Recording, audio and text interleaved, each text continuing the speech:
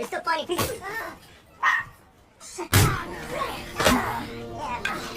Out flipping or ratting out.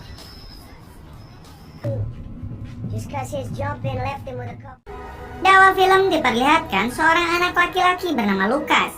Di sini Lukas menjelaskan betapa suram hidup di lingkungannya, mulai dari geng jalanan, pemerkosaan, pembunuhan, hingga peredaran narkoboy.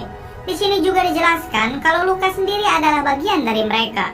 Lukas bekerja sebagai kurir narkoboy. Ia bekerja untuk gangster terbesar di kota itu yang bernama Coronado Locos. Di sini Lukas juga sudah paham betul bagaimana peredaran narkoboy di sana.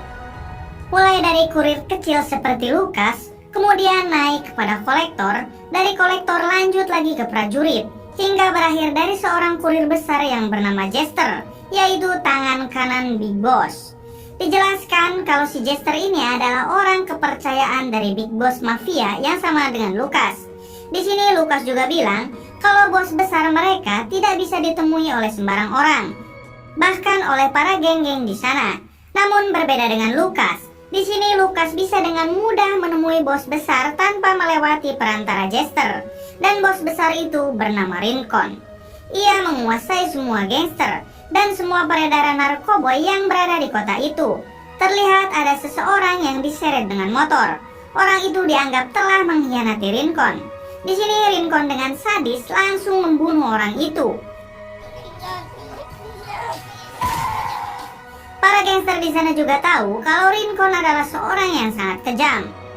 Di setiap harinya, seperti biasa, Lukas mengantarkan paket narkobonya ke orang-orang yang sudah memesan kepada Rincon. Ia berkeliling menggunakan sepeda.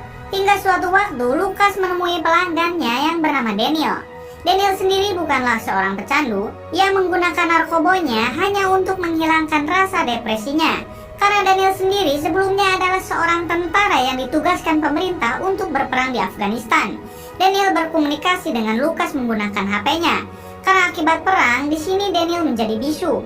Daniel menyuruh Lukas untuk meninggalkan para gangster dan untuk seumurannya harusnya Lukas bersekolah.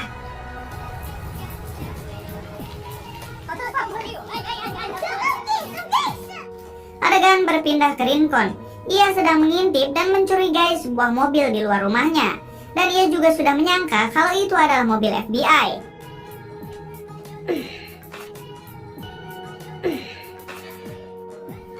Kemudian Rincon menyuruh adik perempuannya untuk bersiap-siap karena sang adik akan melakukan pernikahan. Kembali ke Lukas, ia sedang berkeliling menagih uang, termasuk kepada bapak tua penjual buah di sana. Karena keadaan ekonomi dan PPKM yang terus diperpanjang di Washington, bapak tua itu meminta tempo lagi kepada Lukas. Di sini si bapak juga bilang kalau istrinya sedang sakit parah. Akhirnya Lukas memberikan tempo lagi kepada si bapak tua itu 1 minggu ke depan. Berpindah ke Rincon, datanglah seorang pendeta ke sana. Si pendeta sedikit ketakutan dengan Rincon. Pendeta mengatakan kalau pernikahan adik Rincon sebaiknya dilaksanakan di gereja. Tapi di sini Rincon menolak hal itu dengan alasan keamanan.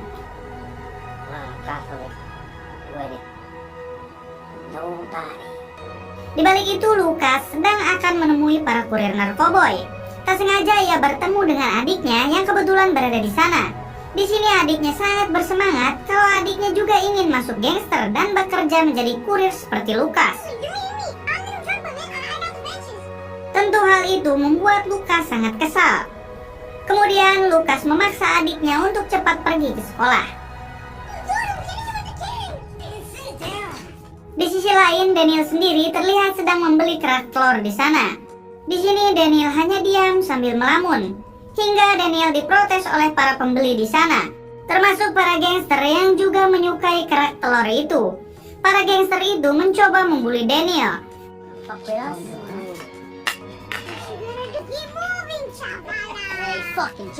Karena buliannya sangat keterlaluan, Daniel hampir saja marah. Namun ia terus mencoba untuk sabar dan menahan diri. Hingga akhirnya Daniel pun pergi dari tempat itu.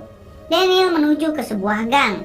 Di sana ia mencoba meminum obat dari Lukas agar Daniel merasa tenang dan bisa melupakan kejadian pahitnya ketika perang di Afghanistan yang terus saja menghantuinya.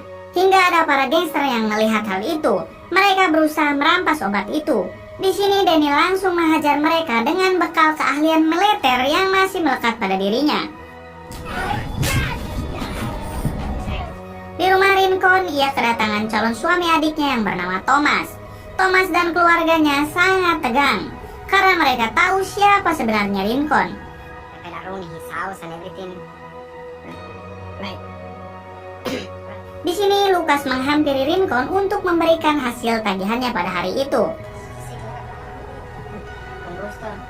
Rincon sendiri menyukai Lucas yang dianggapnya pintar dan tidak pernah mengecewakan Rincon. Lucas sudah dianggap Rincon keluarganya sendiri. Di sini juga mengungkap fakta kalau kakak kandung Lucas adalah seorang tentara yang terbunuh akibat mencoba menghindarkan narkoboy dari Lucas. Rincon juga bercerita kalau dirinya sangat mencintai adik perempuannya walaupun seorang disabilitas. You got too much of your older brother in you. Di sini Rincon memberikan tugas serius kepada Lucas, yaitu mengirim 2 paket khusus yang harus diantar Lucas ke dekat pom bensin di kota itu, lalu menyuruhnya cepat kembali untuk menghadiri acara pernikahan. Why? Those need to go to that crapper once he's gone. Fucking man is gonna come in here and take him. Kemudian datang Jester. Ia membawa pelanggan yang sering menunggak. Di sini mereka menyiksanya.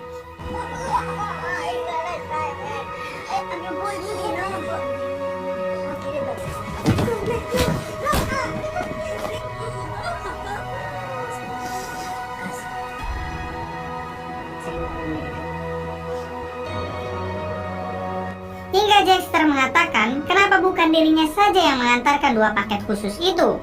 Jester sendiri sangat tidak suka dengan Lucas karena dianggapnya Lucas selalu mendapatkan perhatian khusus dari Rincon. Namun di sini Rincon mengatakan kalau di luar banyak sekali FBI yang memantau mereka, dan Rincon mengirim Lucas agar tidak dicurigai oleh para FBI. Ketika Lucas sedang mengantarkan paket itu, di jalan ia melihat adiknya sedang akan dihajar oleh para gangster. Karena hal itu adalah syarat untuk bisa bergabung dengan gangster. Di sini Lucas berusaha untuk menghentikan itu, namun tidak bisa. He's got cojones, just like you, Lucas. I got the call for you. Security! Yeah!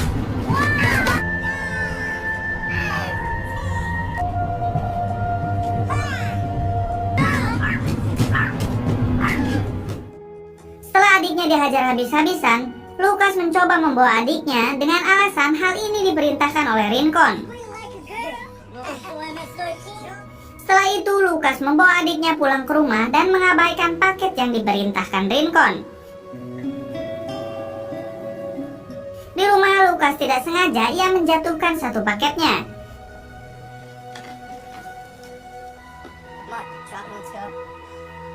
Di sini Jester dan anak buahnya datang ke rumah Lucas. Mereka akan membawa Lucas dan adiknya untuk diadili oleh Rincon karena telah mengabaikan tugasnya. You know the train tracks? You think you're going to your fancy ass face with them, it's okay. They're still fighting people. They should feel sorry for you. You remember what it called?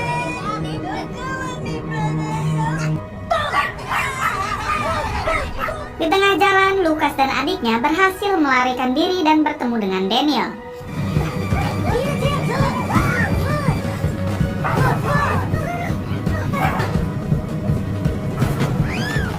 Yang kebetulan berada di dalam mobil. Daniel langsung membawa Lucas dan adiknya, hingga kejar-kejaran pun tak terhindarkan.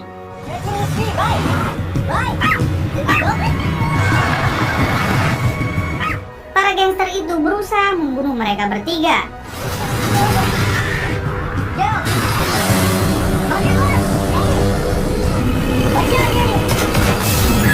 Hingga pada akhirnya Daniel dapat melumpuhkan mereka. Di balik itu, Rincon sendiri sedang sibuk menggelar pernikahan adik perempuannya.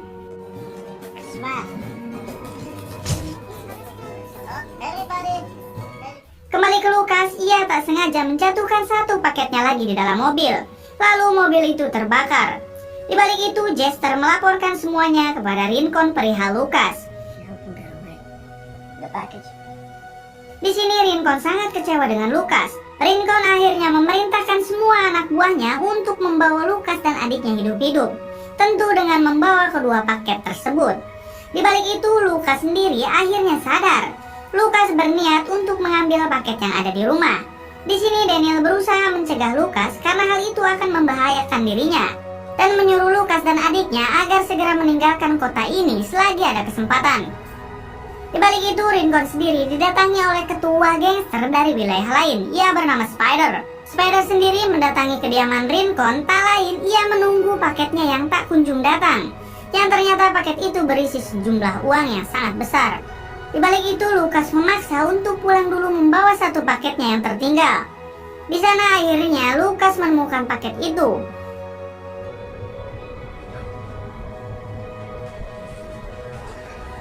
Namun ia dijebak oleh temannya sendiri, yang akhirnya Lukas dan adiknya dibawa oleh Jester dan anak buahnya. Daniel sendiri yang pulang ke rumah, ia mendapati mertuanya yang sudah dihajar habis oleh para gangster suruhan Jester.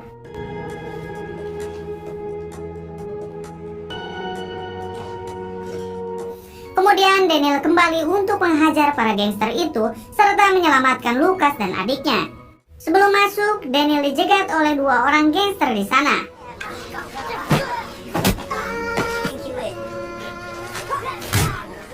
Awalnya Daniel hampir saja dikalahkan hingga ia teringat waktu dulu ia berperang di Afghanistan.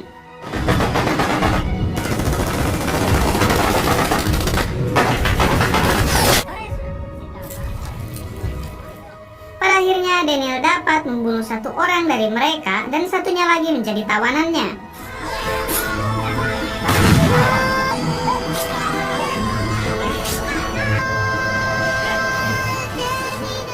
Daniel melihat FBI dalam mobil. Ia langsung berpikir kalau ia akan memancing para FBI itu dengan melakukan penyerangan ke markas gangster itu, hingga peperangan terjadi. Di sini FBI pun ikut serta dalam peperangan itu.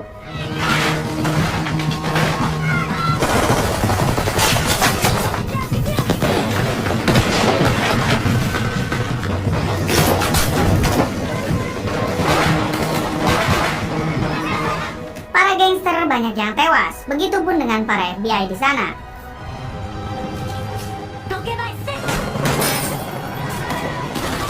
Di balik itu, Daniel berusaha masuk ke dalam untuk menyelamatkan Lukas dan adiknya. Peperangan itu pun menewaskan adik perempuan Rincon. Daniel juga kena tembakan di bagian kakinya, hingga adik Lukas memberikan sweater yang ia kenakan untuk menutupi luka Daniel. Di sini Daniel, Lukas, dan adiknya berhasil kabur dari tempat itu.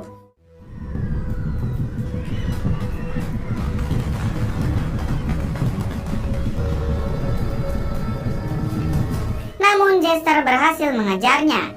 Jester menodongkan senjata ke arah mereka dan hendak menembaknya. Namun tiba-tiba Rincon datang. Rincon sangat kecewa dengan kelakuan Lukas yang dianggapnya sudah mengkhianatinya. Padahal Rincon sudah menganggap Lukas anaknya sendiri. Hingga Rincon hendak menembak Lukas. Namun pada akhirnya Rincon mengurungkan niatnya dan menyuruh Lukas dan adiknya pergi. Mendengar hal itu, Jester sangat kecewa dengan Rincon. Ia juga mengatakan kalau dirinya iri dengan Rincon yang selalu memperlakukan Lukas dengan istimewa. Padahal Jester adalah keponakan Rincon sendiri. Jester juga berniat ingin menjadi penerus Rincon, hingga Jester menembak mati Rincon. Dan ia juga hendak membunuh Lukas. Di balik itu, Daniel yang sedang kesakitan mencoba menghentikan Jester dengan memberikan satu paket uang itu. Namun itu hanya paket kosong. Tiba-tiba ada seseorang yang menembak Jester. Dan orang itu adalah teman Lukas yang tadi menjebaknya. Lukas pergi meninggalkan kota itu bersama adiknya. Tiba-tiba adik Lukas sadar kalau di sweaternya ada sesuatu. Kemudian mereka menyadari kalau itu adalah uang yang sangat banyak yang sengaja dimasukkan Daniel ke sweater adik Lukas. Film pun tamat.